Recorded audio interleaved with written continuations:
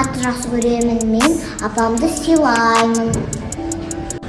Мен әжемді сүйемін, сөзін ойға түйемін, әжемді мен ардақтап, бақытын оған емін. Өзің мені өсірген, айналайын ағажем, тентек болсам кешірген, төлетмеді анажем.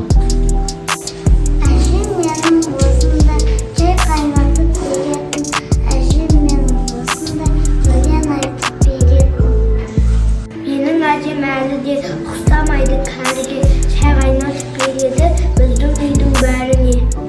Асқар таудай тұлғасы, ақ сақалды қария, ата сөзі жүрбасы, айтқан сөзі дария. Бізді еріп жетектеп, осы күнге жеткізген, бізді бағып өсірген, аман болсын жан әжем.